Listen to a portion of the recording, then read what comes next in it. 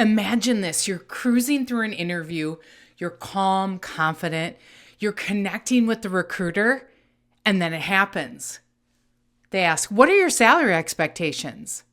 Instant panic, instant second guessing, instant fear of saying the wrong thing. Pause, breathe.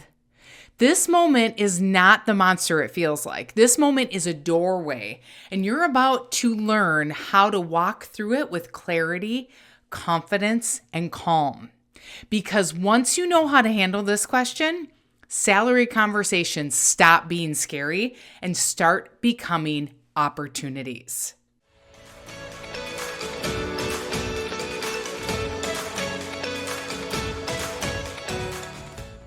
All right, let's do this. Before we dive in and spend this time together, you deserve to know who's guiding you. I'm your host, Renee Frey, America's career and mindset strategist, your hype woman, your truth teller, your guide to building a career and life you actually love.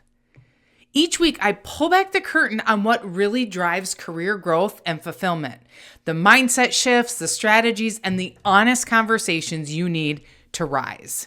Because if you're going to spend 1/3 of your life working, you deserve to work happy.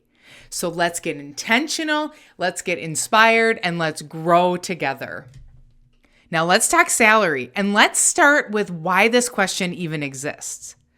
Hiring leaders and recruiters ask this question for one reason: alignment. And the real truth, no one wants to waste your time or waste their time either.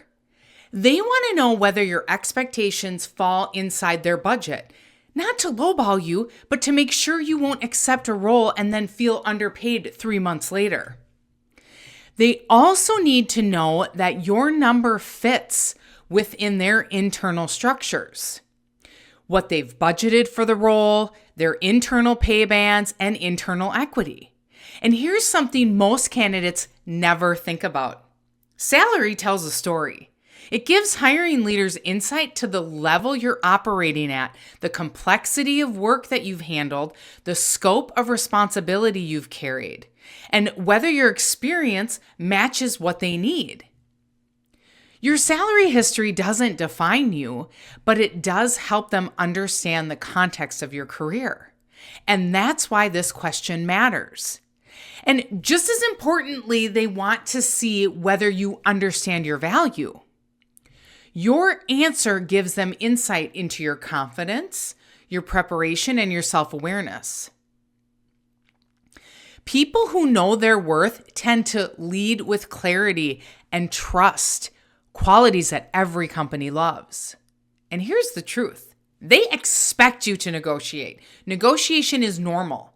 People who negotiate earn more, sometimes 15 to 60% more over their lifetime. That's hundreds of thousands of dollars. So this question is not a trap. This is your invitation to communicate your value with confidence, and that confidence begins long before the interview. Preparation creates power. You can start by researching the market. Glassdoor, PayScale, LinkedIn, Indeed, check them all. Not to overwhelm yourself, but to look for the patterns that reveal your market value. And here's a bonus. In certain states, companies are legally required to share the salary range. Use that to your advantage. It gives you an immediate benchmark before you ever walk into the conversation. Then adjust the data for you, your certifications, your experience, your results, your leadership. If you've trained people, improved processes, increased revenue, saved the company money, all of that increases your value. And here's the reality most people never talk about. If you've been at the same company 10, 15, or even 20 years, there is a high chance you're being paid less than your peers who have switched jobs every few years. That's not because you're less valuable. It's because companies typically give small incremental raises while job changers receive bigger market adjustments. I remember working with a woman who started in the Honeywell Leadership Development Program right out of college. She was a rock star, moving through the ranks, getting promoted every 2 years, doing everything right, and she spent 7 years there. But here's what happened. Those year-over-year increases were teeny, 2, maybe 4% at a time. So even though her responsibility kept growing and she kept getting promoted, her pay didn't grow at the same pace. When we helped her land a role at Cargill, she nearly doubled her salary. Not because Honeywell didn't value her, but by staying with the same company kept her anchored to those incremental raises instead of true market adjustments. She didn't get a huge raise because she changed industries. She got a huge raise because she was finally stepping into what the market said she was worth and because she learned how to confidently negotiate it. Most people underestimate their contributions, but since you're listening to this podcast, I already know you are not going to be one of them. And let's add one more layer. What salary would genuinely make you happy? The number that would make you jump out of bed, feel energized. Then consider your real life obligations, your mortgage, your car payment, your kids' braces, your life responsibilities. This is part of your number 2. Next, look at the full package. Base salary, bonuses, stock, PTO, remote working options, development budgets. All of these carry financial and emotional value. And finally, choose your walk-away number, not from ego, but from self-respect. A walk-away number prevents you from accepting roles that drain you financially or emotionally. Now, I continue to hear that the job market is tough. I call bull crap. The market is what you believe it is. There are still plenty of jobs out there. Here are the facts. The Bureau of Labor Statistics reported a 4.4 unemployment rate in September 2025. That's still low. So you don't go backwards in salary unless it's strategic. And it doesn't matter what the market is doing. The real question is, are you desperate? Because if you're willing to take a pay cut for no strategic reason, you don't just lower your number, you signal desperation, and desperate energy kills your leverage instantly. So stand in your worth, people. Stand in your value. Stand in everything you've worked for up to this moment. You don't go backward, you negotiate forward. Now, I once took a $50,000 pay cut to go work for Target. Why?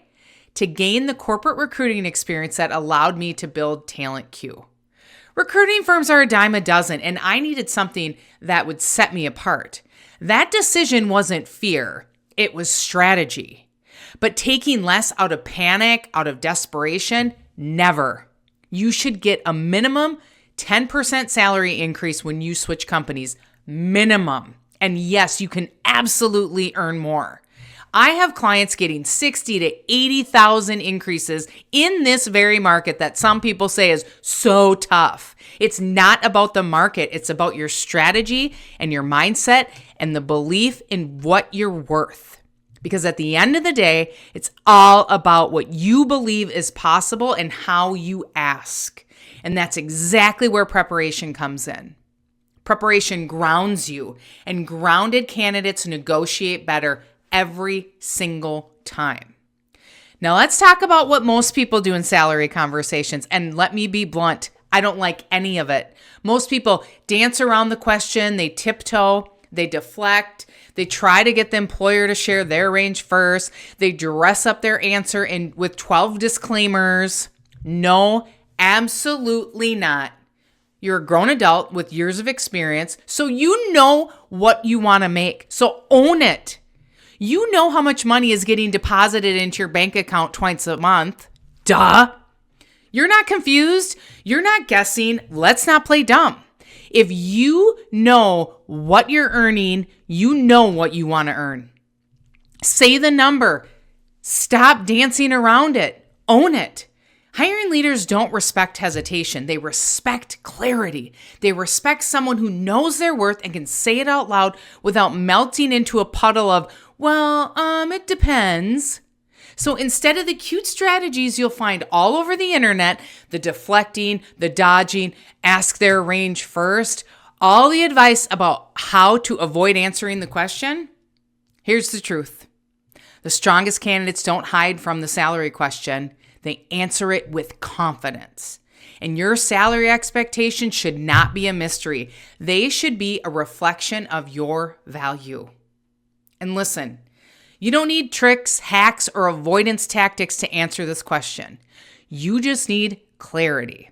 There are only two approaches I support that are direct, confident, and respected by hiring leaders. No dancing, no dodging, no games. Let's talk about them. Approach number 1, give a range. You could say, based on my experience and research, I'm targeting a range of X to Y, depending on the full compensation package. This comes across as collaborative, flexible, clear, and professional. Now, approach number 2, which is my absolute favorite, the confidence play. You could say, based on my experience and the results I've delivered, I'm targeting a salary of X. I'm confident this reflects the value that I bring. This is leadership energy. This is ownership. And listen, whatever number you share, you're not stuck with it. If you learn more about the role and the responsibilities are bigger than you thought, you absolutely can and should adjust your expectations. This is not flip-flopping. This is negotiating like a professional. The approach, the grounded, confident, here's my number approach, is what leads to the biggest salary jumps. And I'll give you a real example. Jess had never negotiated anything in her entire career. Not a raise, not a promotion, not a job offer, nothing. She was the classic, I'm just grateful for the opportunity candidate. But after coaching with me, she decided she was going to negotiate for the first time in her life. She had just received a job offer at a company she was genuinely excited about. It was the kind of role she had been hoping for, which made the negotiation feel even scarier. She didn't want to mess it up. She didn't want to seem ungrateful, but she also knew deep down this was her moment to finally advocate for herself. So Jess made the ask. She stated her number with confidence in the exact way I'm teaching you right now. And then silence. A day went by, then 2 days went by, then 3 days went by, and she started spiraling. Renee, I think I should come down on my ask. Maybe I pushed too hard. And I said, absolutely not. Hold steady. Do not respond. Be patient. Because here's what most people don't understand. Once you've been given an offer, the moment you negotiate, the company goes behind the scenes to try to make it all happen for you. They don't ghost you. They're working. They're talking to HR. They're talking to finance. They're talking to leadership. They're getting approvals. They're moving budgets. They're pulling levers that you will never see. And that takes time. So I told Jess, be patient, stand in your power, wait for their response. And guess what? They came back and increased the offer significantly. No drama, no confrontation, no backlash, just more money because she held steady. Jess didn't just get the higher salary. She learned something far more valuable.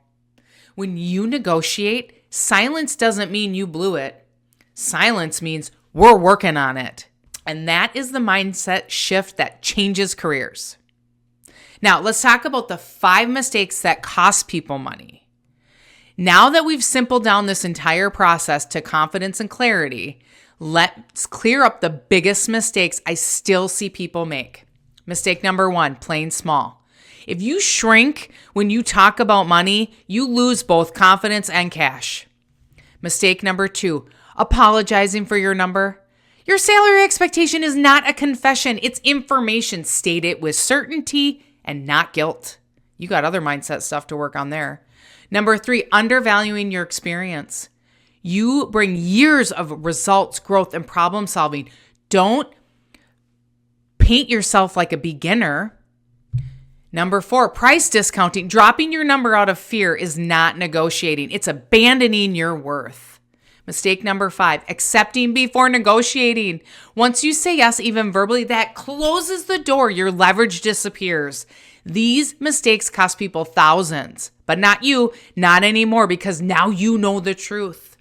This question is not a trap. It's not a test. It's not a moment to shrink. It's a moment to stand in your worth. You know your number. You know your value. You know the results you delivered and the experience you bring. Salary conversations stop being scary the moment you stop dancing around them. Own your number. Say it clearly. Say it confidently. Say it like someone who knows it can back it up. Because here's the truth. Your next salary conversation has the power to change your entire career, your income, your opportunities, your confidence, your life. You deserve to ask. You deserve to receive. And you deserve to work in a role that pays you for the value you bring. You've got this. Until next time, stay conscious, stay inspired, and keep building the career and life you love. See you next time. Cheers.